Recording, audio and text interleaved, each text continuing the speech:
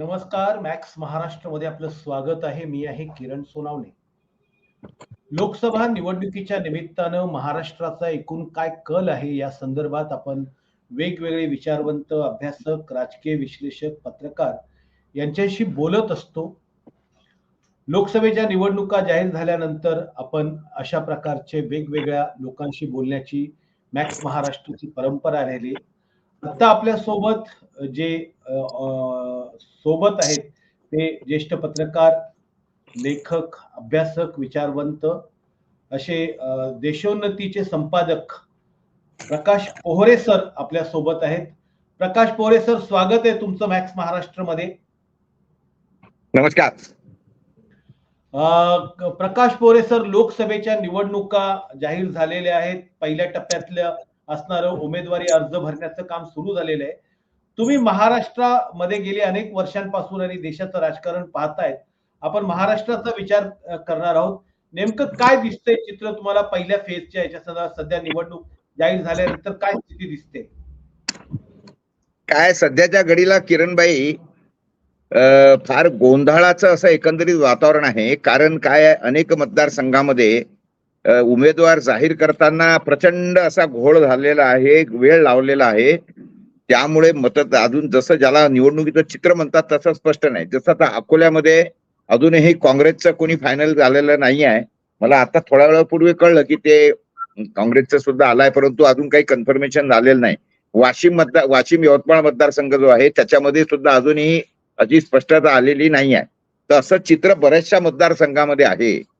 त्यामुळे त्याच्यावर आता फार भाष्य करणं, फक्त आपण एवढं सांगू शकतो की हा जो काही वेळ लागला किंवा हे झालं तर हा सर्व भाजपच्या कुटील नीतीचा डाव होता आणि त्याच्यात ते यशस्वी झाले हे आपल्याला म्हणू शकतो. कारण यांनी ज्या पद्धतीने महाराष्ट्रातल्या सगळ्या पार्ट्या फोडल्या, त्याच्यामध्ये त्यांचे माणसं फोडले, त्याच्यानंतर त्यांनी त्यांचे निवडणुकीचे जे काही अकाउंट होते बँकांचे, ते बँकांचे अनेक ठिकाणी अकाउंट सील करून टाकले, त्यांना काही नोटिसेस पाठवल्या. आता हे जरी खरं असलं की everything is fair in love आतापर्यंत होतं की प्रेमात सगळं क्षम्य असतं, परंतु आता त्याच्यामध्ये त्या कक्षा विस्तारत गेलेल्या आहेत की everything is fair in love, war, election and politics इथपर्यंत ह्या कक्षा रुंदावत चाललेल्या आहेत. एक समजून घ्या. कारण जसं पूर्वीच्या जमान्यामध्ये एका वेळेला असं म्हटलं जायचं की शिक्षण, आरोग्य हे एक क्षेत्र काही धंदेवाईक क्षेत्र नाही आहे, तर हे सेवेचे क्षेत्र आहेत, राष्ट्र उभारणीचे क्षेत्र आहेत. मात्र आता आपण बघितलेलं आहे की शिक्षण झालं, आरोग्य झालं, याच्यामध्ये सुद्धा हे धंदेवाईक लोकांच्या हातामध्ये गेलं आणि त्यांनी ह्या सगळ्या क्षेत्रात कसं वाटोळं करून टाकलं आहे. म्हणजे त्याच्यातून कसा आता खोऱ्यानी पैसा ओढल्या जातात किंवा ओढतायत हे आता आपल्याला दिसत आहे. त्यामुळे सगळंच क्षेत्र ज्याला म्हणतात की नाही, दुधामध्ये जसा एकदा मिठाचा खडा पडला की ते जसं नासायला लागतं, तशाच पद्धतीने ही जी सगळी क्षेत्र आहेत हळूहळू, राजकारण पहिले म्हणजे राजकारण आणि समाजकारण याच्यामध्ये अतिशय थिन लाईन होती की कुठं राजकारण संपलं, समाजकारण सुरू झालं, जिथं कुठं समाजकारण संपलं आणि राजकारण सुरू झालं हे कळत नव्हतं. हे दोन्ही म्हणजे एकाच नाण्याच्या दोन्ही बाजू होत्या. मात्र आता आपण बघतो आहे की कशा पद्धतीने राजकारणाचं पूर्णपणे काय म्हणतो त्याला कॉर्पोरेटायझेशन झालं, धंदेवाईक याला रूप आला. आता हे आपण बघतात आहात की 50-50 कोटी रुपये घेऊन एक एक आमदार विकत घेतला जातो आणि कशा पद्धतीने म्हणजे लोकशाही मार्गाने सत्तेत आलेल्या पार्ट्या, बसलेल्या पार्ट्या यांना फोडून कशा पद्धतीने नवीन सत्ता बसवल्या जाते हे आपण महाराष्ट्रात बघितलं आहे. याच्या अगोदर आपण गोव्यात बघितलं होतं. त्याच्यानंतर आता सगळ्यात नागडा स्वरूप यांचा आपण बघितलं आहे ते कुठल्या त्या याच्यामध्ये महापौराच्या निवडणुकीमध्ये, मला वाटतं चंदीगडच्या, त्याच्यामध्ये कशा पद्धतीने केलं हे सगळं समोर आहे. म्हणजे बटबटीत रूप आता राजकारणाला आलेलं आहे. त्यामुळे राजकारण आणि समाजकारण ज्याच्यामध्ये आपण पूर्वी म्हणत होतो की हे दोन्ही सोबत चालतात, आता दोन्ही सोबत नाही आहे. राजकारण एका स्वतंत्र मार्गाने जात आहे आणि समाजकारणावरचा म्हणजे सोशल वर्क वरचा लोकांचा विश्वास उडत चाललेला आहे. कारण त्यांना असं वाटतं की आपण सोशल वर्क करतो म्हणजे आता हा मूर्खपणा करतोय असंच लोकांना वाटायला लागलाय. त्याच्यामुळे मोठी अशी चिंतेची आणि गंभीर अशी बाब सध्याच्या घडीला राज्यामध्ये, देशामध्ये आपल्याला समोर दिसत आहे. पोरे सर, दुसरा एक विचार याच्यामध्ये येते की लोकसभा निवडणुका जाहीर झाल्यापासून असा एक मुद्दा समोर चर्चेला येतोय की जर समजा भाजपच्या संदर्भात भाजपला जर रोखायचं असेल तर महाराष्ट्र हे जे राज्य आहे, महाराष्ट्र, बिहार आणि वेस्ट बेंगॉल वगैरे या राज्यांची भूमिका खूप मोठ्या प्रमाणात राहणार आहे. काय वाटतं तुम्हाला, महाराष्ट्राचा सध्याचा कल तुम्ही काय पाहतायत? महाराष्ट्राच्या मध्ये कशा प्रकारची स्थिती तुम्हाला पहिल्या फेज मध्ये दिसते?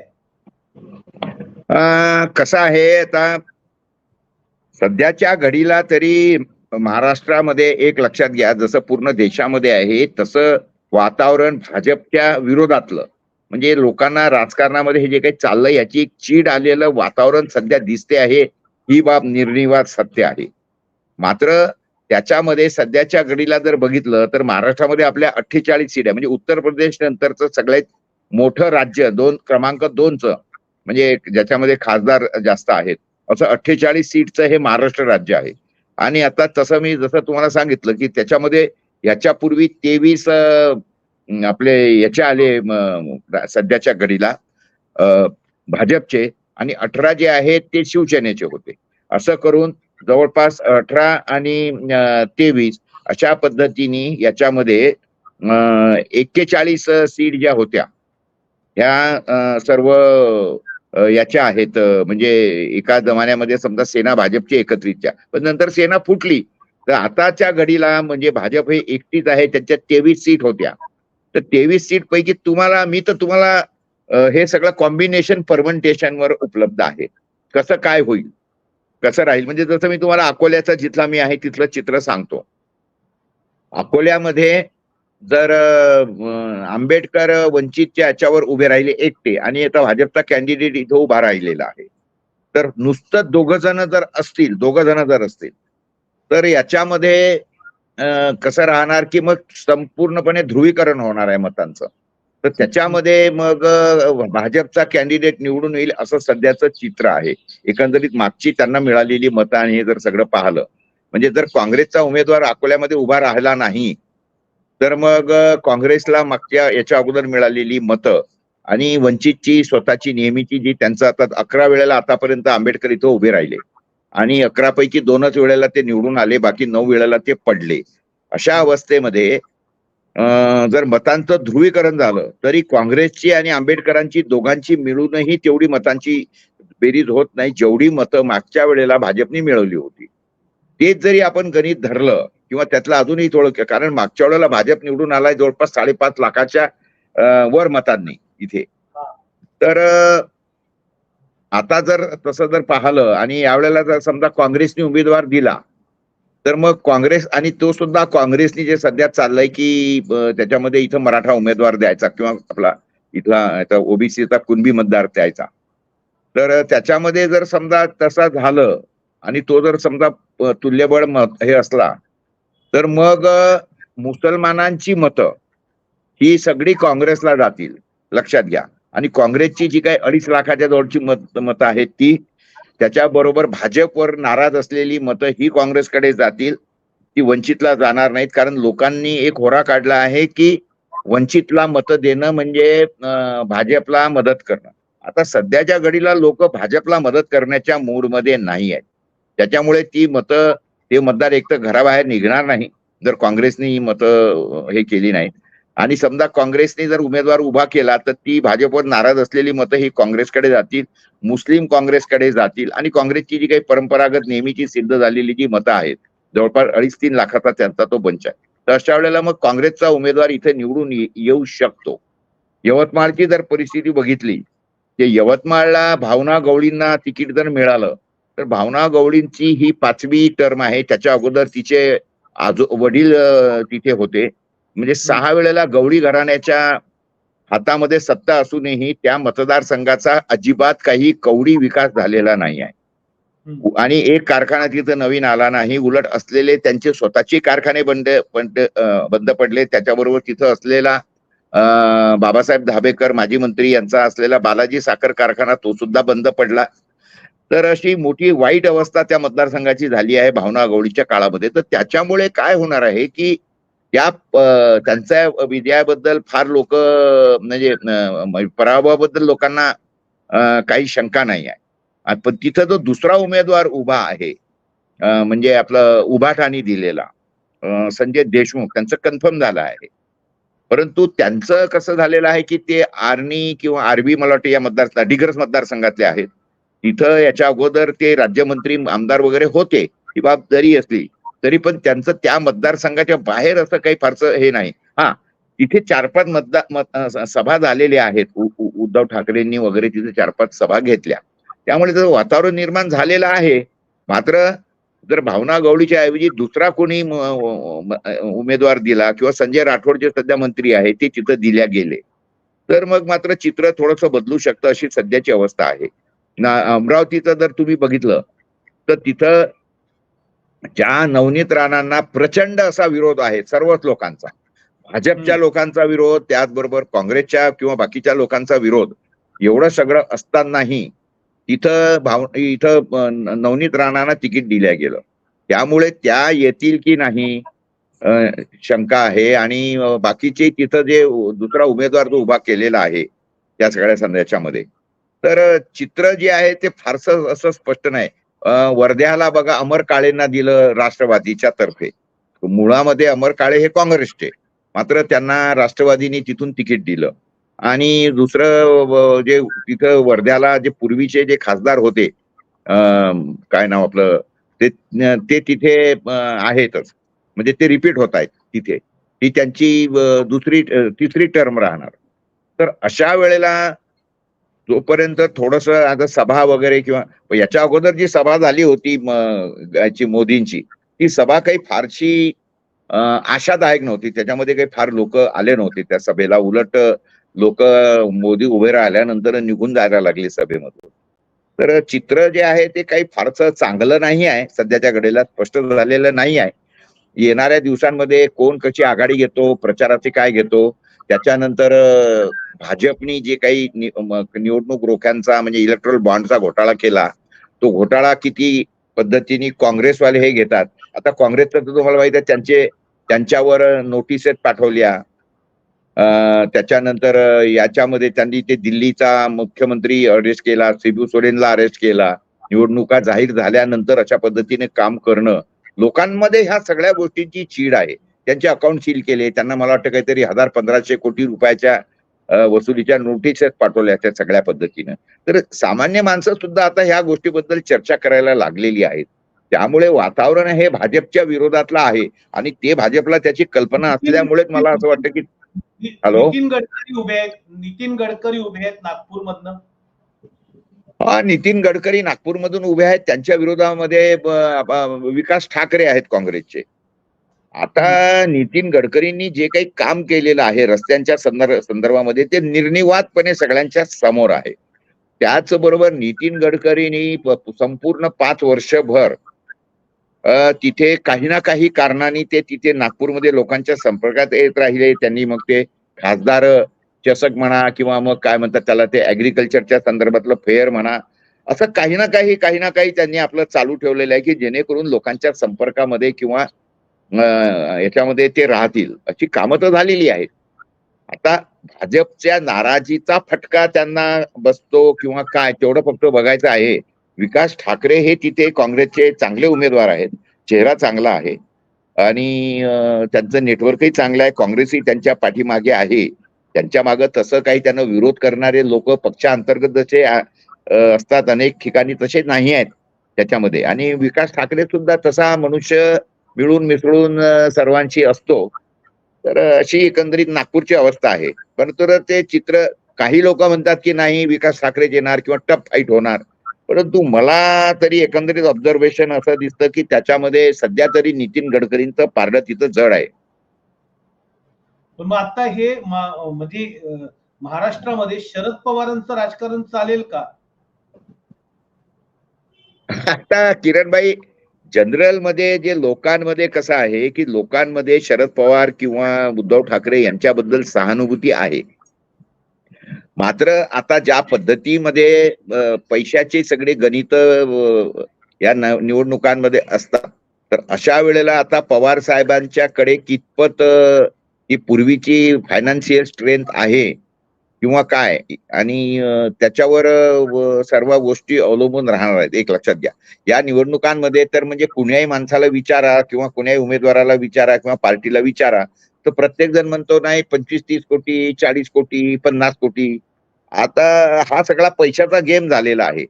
त्यामुळे आता त्यांना कितपत पैशाचा रसदचा पुरवठा होतो, या सगळ्या गोष्टींवर ह्या निवडणुका राहणार आहे. खरं म्हटलं म्हणजे असं व्हायला नको. त्या पद्धतीने निवडणुका हे झालेलं आहे, तर जनसामान्य ज्याला आपण म्हणतो ना, for the people by the people लोकशाही जी आहे, तसं सध्याचं जे चित्र आहे अत्यंत गंभीर असं चित्र आहे. सध्याच्या घडीला चित्र कुठे स्पष्ट नाही आहे.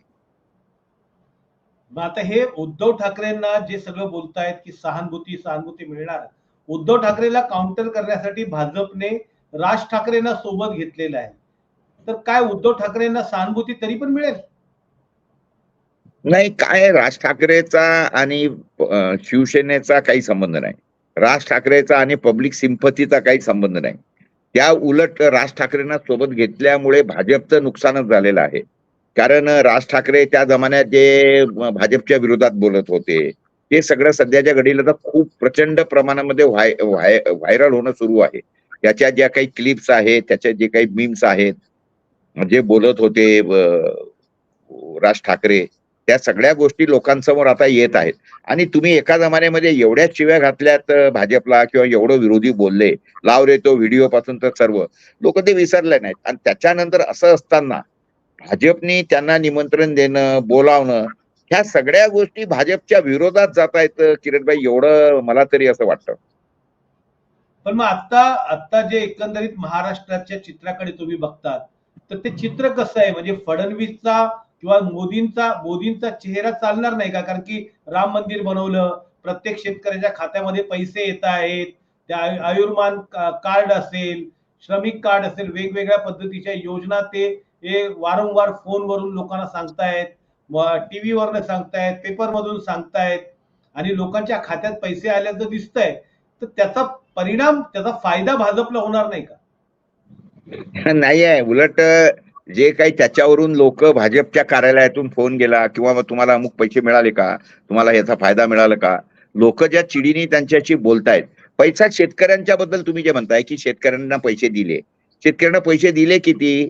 वर्षाला 6,000, ते सुद्धा 3 टर्म मध्ये, दर 4 महिन्याला 2,000चा हप्ता. याचे पैशाची जर टोटल म्हणजे 6,000 डिवायडेड बाय 365 डेज जर काढले, किरणबाई, पैसा होतो 17 रुपये फक्त. त्या शेतकऱ्याकडे कितीही जमीन असली तरी त्याला फक्त वर्षाला 6,000 फक्त मिळणार आहे पीएम केअर फंडातून. आता आणि तुम्ही एक लक्षात घ्या की बाजूचं तेलंगणा राज्य, तिथं त्या शेतकऱ्याकडे जेवढी जमीन असेल, 50 असो, 10 असो, 5 असो, 100 एकर असो, 200 एकर असो, त्या शेतकऱ्याला त्या तेलंगणा सरकारने, म्हणजे याच्या अगोदर ज्या केसीआरचा पराभव झाला त्या केसीआरांनी म्हणजे बीआरएस पक्षाने प्रत्येक शेतकऱ्याला 12,000 रुपये प्रत्येक एकराला. म्हणजे आता लक्षात घ्या की ज्या शेतकऱ्यांकडे समजा 100 एकर जमीन असेल, त्या शेतकऱ्याला वर्षाला 12 लाख, 2 टप्प्यामध्ये 6-6 लाखाचे. आणि ज्याच्याकडे समजा 50 एकर जमीन असेल त्याला 6 लाख, 3.5 लाखाच्या हप्त्यामध्ये एवढे पैसे दिले. तरी पण लोकांनी त्याचा पराभव केला. तिथे एक लक्षात घ्या, इथे 6,000 रुपये म्हणजे फक्त दिवसाला 17,000 रुपये. म्हणजे त्याच्याकडे, शेतकऱ्याकडे 10 एकर जमीन असो, 25 एकर, 54 एकराच्या वर तर महाराष्ट्रात जमीन कुणाकडे नाहीच आहे. कोरडवाहूमध्ये याच्यामध्ये आणि ओलितामध्ये 18 एकराची सिलिंग आहे आपल्या राज्यामध्ये. तर अशा याच्यामध्ये त्या 6,000 रुपयामध्ये त्याचं होणार काय आहे? परंतु एक बाब आहे की आता लोक बिचारे लाचार आणि नाराज इतके झालेले आहेत आणि शेतकरी इतका मेटाकुटीला आलेला आहे. तर त्यातले असेही काही शेतकरी आहेत की जे बिचारे वाट बघतात 2,000 जमा झाले का, 4दा चक्रा मारून बघतात त्याच्यासाठी. त्याच्यामुळे परंतु त्याचा काही फारसा परिणाम हे जे आहे ना, यांनी हे जे काही तुकडे फेकलेले आहेत, त्याला मी साधं सरळ म्हणतो, मोदी त्याला फ्री बीज म्हणतात. लोक ते कोणी जर दिले, केजरीवाल वगैरे देत होते तर त्याला फ्री बीज म्हणायचे. तर आता हे मोदी स्वतःही करतात, त्यांना त्याच्याबद्दल काही वाटत नाही. जे मोदी परिवारवादाबद्दल बोलायचे, त्यांनी ज्या तिकिटामध्ये खूप परिवारवादाच्या लोकांना तिकीट दिले, त्याच्यामुळे लोक आता ह्या सगळ्यांच्या बाहेर गेलेले आहेत. लोकांना या सगळ्या गोष्टींचं काही वाटत नाही आहे. हे 6,000 रुपये म्हणा किंवा तुम्ही अजून यांनी दिलं काय, मला तरी घरं वगैरे वाटली असे म्हणतात. किती लोकांना काय म्हणतात बरं? आता आकडेवारी त्याची नाही. कोणी म्हणतात 3 कोटी घर दिले, मोदी म्हणतात, अमित शहा म्हणतात. लगेच एका दुसऱ्याच दिवसामध्ये म्हणतात की आम्ही 4 कोटी घरं दिले, म्हणजे एका दिवसामध्ये 1 कोटी घरही बांधतात.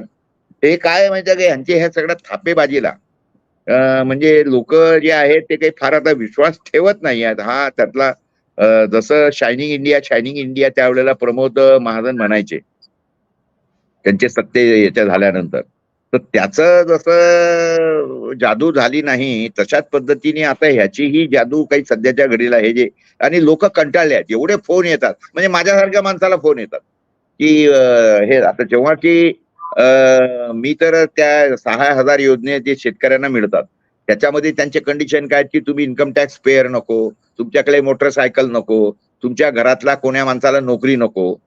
तर असं असतानाही लोकांना, अनेक लोकांना फोन जातात, अनेक लोकांना पत्र आली की तुम्हाला आम्ही घरासाठी जे हे दिलं याच्यासाठी. म्हणजे माझा एक मित्र आहे, त्यांनी 3 वर्ष अगोदर काहीतरी घर घेतलं होतं. तर त्या 3 वर्ष अगोदर जेव्हा त्यांनी घर घेतलं होतं मुंबईला, त्यावेळेला त्याला ते काय म्हणतात त्याला हे मिळालं 2 लाख रुपयाचं. तर त्याला आता फोन आला की तुम्हाला ते पैसे दिले होते, तुम्हाला खुश आहे की नाही, तुम्हाला घर मिळालं, फार शुभेच्छा, तुम्हाला आनंद झाला असेल. प्रत्येक माणसाचं स्वप्न असतं घरात वगैरे. त्यांनी तो मला पूर्ण पत्र दाखवलं, फोन दाखवला.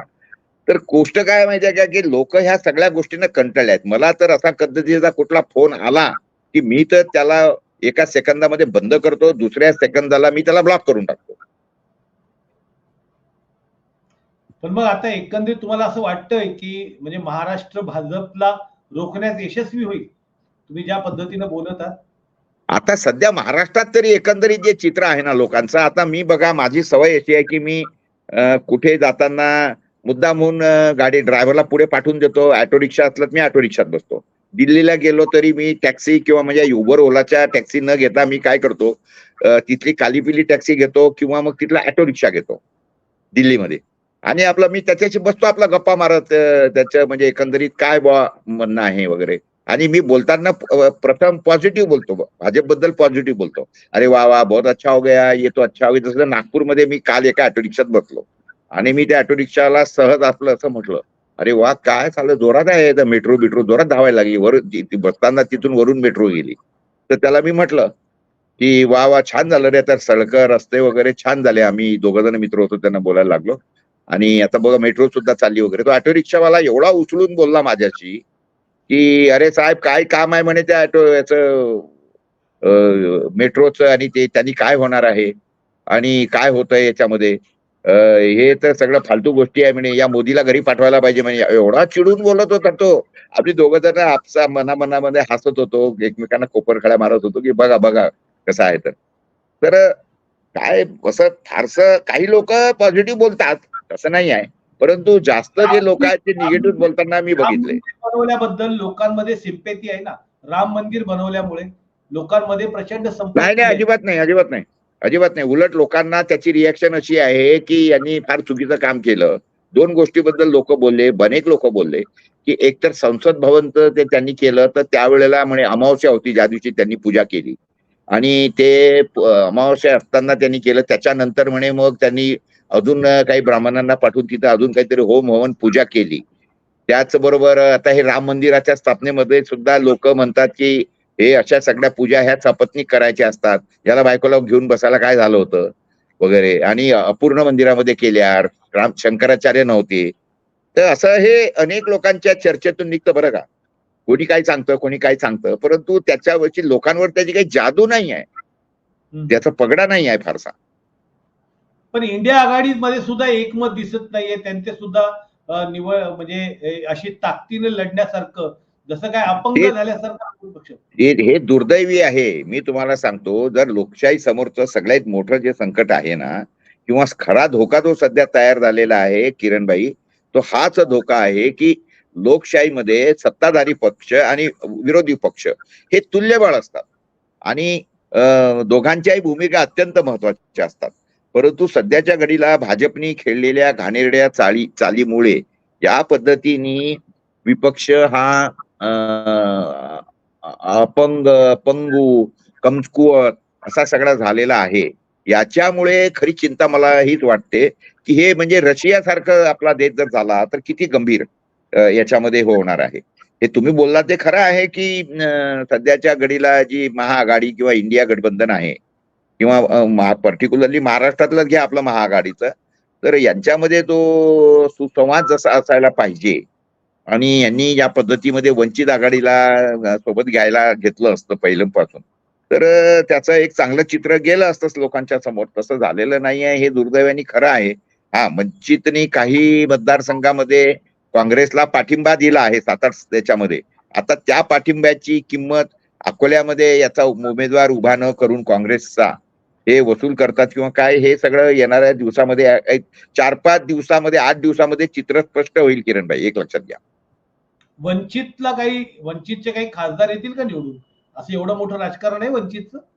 नाही, शक्यता तर मला अजिबात वाटत नाही, अजिबात वाटत नाही, अजिबात वाटत नाही. हा, ते सत्ताधारी सॉरी काय म्हणतो त्याला म्हणजे जे महाविकास आघाडी आहे त्यांचे उमेदवार पाडण्यात यशस्वी जरूर होतील. कारण वंचित जे काही मतं खाणार आहे ती मतं जर वंचित उभी नसती तर ते मग काँग्रेसला किंवा म्हणजे भाजप सोडून दुसऱ्या पार्टीला मिळाली असती. हे बाब आपण नाकारू नाही शकत. काही कारण नसताना वंचितने हात दाखवून अवलक्षण केलं. हा, आणि दुसरी गोष्ट, मला आमच्या वर्तमानपत्रामध्ये इतक्या लोकांचे पत्र आले, एवढ्या लोकांनी एक हे केलं होतं. आमचे संपादक आहेत त्यांनी एक पत्र टाकलं होतं बाळासाहेब आंबेडकरांना खुले अनावृत्त पत्र, आणि त्याच्यामध्ये त्यांनी सहज असं म्हटलं होतं की तुम्ही बाळासाहेब असं करायला नको होतं, टमकं करायला नको होतं, ढमकं करायला तुम्ही अशा पद्धतीने उमेदवार उभे करायला नको होते, आणि तुम्ही सुद्धा अशा पद्धती इतका वेळ लावायला नको होता या तुमच्या सगळ्या कृतीचा. असं तुम्हाला असं वाटत नाही का की भाजपला होईल? सध्याच्या घडीला भाजपचा पराभव करणं हे फार गरजेचं असताना असं. तर तुम्हाला सांगतो आमच्या वर्तमानपत्राकडे ओघ वाढलाय अशा पद्धतीच्या पत्रांचा. आता त्यातली किती छापायची किती नाही, आता आमच्या समोर मोठा प्रश्न निर्माण झालेला आहे. पण लोकांना जसं दिसलं की हे सुद्धा म्हणजे देशोन्नती हे वंचितच्या विरोधामध्ये किंवा आंबेडकर, तर अशी मला काही लोकांचे फोन आले की बा आम्ही वंचितचे अमुक अमुक पदाधिकारी होतो, मात्र आता नाही आहे, आम्हाला बाळासाहेबांची कृती अजिबात आवडलेली नाही आहे, त्यांनी असं का करतात हेच आम्हाला कळत नाही आहे, आणि हे असं नेहमी करतात म्हणून तर आम्ही सोडून दिलाय वंचित वगैरे, असं हे सगळं एकंदरीत म्हणजे काय म्हणतो लोकांच्या रिॲक्शन्स आहेत. म्हणजे एकूणच म्हणजे वंचित जे आहे ते आघाडीचे जे उमेदवार आहेत ते पाडायला यशस्वी होतील आणि त्याचा फायदा भाजपला होईल. दुर्दैवाने असं होईल असं म्हणायचं म्हणजे मला म्हणावंसं वाटतं, दुर्दैवाने. खरं म्हटलं म्हणजे असं व्हायला नको होतं. मागच्या वेळेला ही वंचितने अशा पद्धतीने जिथं जिथं कॅन्डिडेट उभे केले महाराष्ट्रामध्ये, तशा त्या उमेदवारांनी जेवढे मतं खाल्ले तेवढ्याच मतांनी काँग्रेसच्या सीट पडल्यात. हे आता आपल्या समोर आहे चित्र मागच्या 2019च्या निवडणुकांचं. मग त्याचा अर्थ असा की यावेळेस पण बाळासाहेबांचा जो वंचित बहुजन आघाडी आहे तो काँग्रेसला फटका देण्यामध्ये यशस्वी होणार आहे आणि त्याची मदत भाजपला होईल. दुसरं तर काय त्याच्या सध्या तरी चित्र दिसत नाही किरणबाई, तसंच चित्र आहे सध्याच्या घडीला. तर याचा फटका जो आहे, कारण वंचितला जाणारी मतं काँग्रेसला जाणारी मतं ही अँटी बीजेपी आहेत, ही बाब आपण नकारू शकत नाही. ज्या लोकांना भाजपला मतं द्यायची नाहीत, भाजपच्या ह्या सगळ्या कृतीवर त्यांनी जे काही भानगडी घोटाळे आश्वासनाच्या विरोधात त्याच्यानंतरची काही थापेबाजी केली आहे, याच्यामुळे लोक भाजपवर चिडलेले आहेत. त्याच्यामुळे वंचित खात असलेली मतं घेत असलेली मतं ही भाजपच्या विरोधातलीच मतं आहेत हे आपण नक्की. आणि वंचितने जर तिथं उमेदवार दिला नसता किंवा या चौघांनी सगळं ठरवून उमजून जर जिथं तुमचं आहे तिथं आम्ही उभा करणार नाही, एकमेकांची मतं खाणार नाही, अशा पद्धतीने जर केलं असतं झालं असतं, म्हणजे महाविकास आघाडीची आपण 3 पक्षांची म्हणतो त्याची 3 पक्षांची न करता, म्हणजे 3 तिघाडा काम बिघाडा न करता यांनी 4 चाकांची जर गाडी केली असती तर ही जरा चांगल्या रीतीने चालली असती असं आपण नक्की म्हणायला वाव आहे सध्याच्या घडीला. मग कोणी खोडा टाकला ह्या वंचित आघाडीला सोबत न घेण्यासाठी? कोणाचं कुठे आहे आता जो तो दुसऱ्यांवर त्याचं खापर फोडतो आहे. आंबेडकर त्यांच्यावर खापर फोडतात, काँग्रेसवाल्यांनी अजून तरी काही खापर फोडलेलं नाही आहे. ही जरा मॅच्युअर्ड लोक आहेत, काँग्रेसवाले म्हणा किंवा काय म्हणतो त्याला राष्ट्रवादीवाले म्हणा, आता त्याच्यामध्ये जे काही थोडं बहुत खापर फोडणारे किंवा बोलणारे जे लोक आहेत, आता तुम्हाला माहित आहे ते सगळे उबाटाकडे आहेत. त्याच्यामुळे आपले संजय राऊत वगैरे ज्या पद्धतीत बोलतात. पण आता कसं आहे की खरं म्हटलं म्हणजे आंबेडकरांनी फार पूर्वीच म्हणजे 1-2 वर्ष झाली असतील त्यांनी शिवसेनेसोबत युती करून घेतली आणि अशा पद्धतीने युती करून घेतल्यानंतर आता मात्र त्या पद्धतीची युतीचा धर्म न सांभाळणे हे काही लोकांना आवडलेलं नाही आहे. म्हणजे वंचित मधले जे काही लोक आहेत ना, जे माझ्या संपर्कात असतात किंवा आता मी मध्यंतरी प्रकाश आंबेडकरांची आजपासून एक 15 दिवसा अगोदर आमच्या चॅनल करता मुलाखत घेतली होती. देशोन्नतीमध्ये सुद्धा आम्ही ती प्रकाशित केली 7-8 भागामध्ये.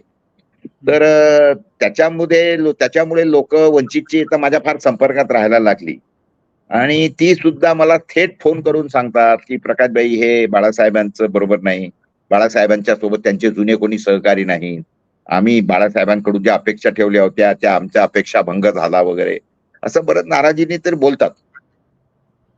म्हणजे मग वंचितचं जे मतदान आहे वाढेल का कमी होईल? नाही नाही नाही, नक्की कमी होणार. त्यांनी मागच्या वेळेला जेवढी मतं घेतली होती त्याच्यापेक्षा मला असं वाटतं काहीतरी 7% मतं यांनी घेतली होती मागच्या वेळेला. त्याच्यापेक्षा मतांचा टक्का फार कमी होऊन जाणार आहे, नक्कीच कमी होणार. कारण यांनी केलं काय मध्यंतरीच्या 5 वर्षाच्या काळामध्ये यांनी निवडणुका जसं भाजप म्हणजे काय म्हणतात 24/7/365 डेज हे इलेक्शन मोडमध्येच असतात. ते जे काही करायचंय ना ते म्हणजे निवडणुकीचा इव्हेंट डोळ्यासमोर ठेवूनच करायचं, ही भाजपची जी नीती आहे. तशी नीती दुर्दैवाने कुठलाच पक्ष म्हणजे ठेवत नाही. वंचितनी तर अजिबात काही ठेवलेली नाही. वंचितची काहीही कामं नाही. त्यांचं नेटवर्क ज्या पद्धतीने राज्यामध्ये पाहिजे होतं. फक्त काय आहे की बाळासाहेबांना आंबेडकर हे नाव असल्यामुळे आंबेडकरी जनता जी आहे ती आंबेडकरी जनता अजूनही बाबासाहेब आंबेडकरांवर प्रेम करत असल्यामुळे, दलित मुवमेंटवर प्रेम करत असल्यामुळे आतापर्यंत टिकून राहिली. मात्र आता जर यांनी या पद्धतीत जे केलं आहे आणि त्याचं चित्र जर खराब झालं होणार तसं असं दिसत आहे सध्याच्या घडीला, तर अशा वेळेला याचा सगळ्यात मोठा फटका बाळासाहेबांना येणाऱ्या महाराष्ट्राच्या निवडणुकांमध्ये आपल्याला बघायला मिळेल. आणि ह्याच्यामध्ये सुद्धा मतांचा टक्केवारी ही निम्मे तरी झालेली असेल एकंदरीत ज्या पद्धतीत दिसतंय. कारण काय झालं, आता मी राजकारणी मनुष्य नाही त्याच्यामुळे लोक माझ्यासोबत फार स्पष्टपणे चर्चा करताना बोलतात. धन्यवाद प्रकाश पोरे सर, तुम्ही मॅक्स महाराष्ट्राशी अत्यंत महत्वाच्या विषयावरशी संवाद साधला आणि तुमची सडेतोड जी मतं आहेत ती तुम्ही मांडलीत. मित्रहो, हे होते ज्येष्ठ पत्रकार संपादक देशोन्नतीचे प्रकाश पोहरे सर आणि त्यांनी एकूणच महाराष्ट्रातल्या वेगवेगळ्या पद्धतीच्या राजकारणाचा, विशेषतः विदर्भातल्या असणाऱ्या पट्टाचा आपल्याला आढावा दिलेला आहे. तुम्हाला या संदर्भात काय वाटतं तुम्ही नक्की कमेंट बॉक्समध्ये लिहा आणि पाहत राहा. मॅक्स महाराष्ट्र, आवाज महाराष्ट्राचा. धन्यवाद.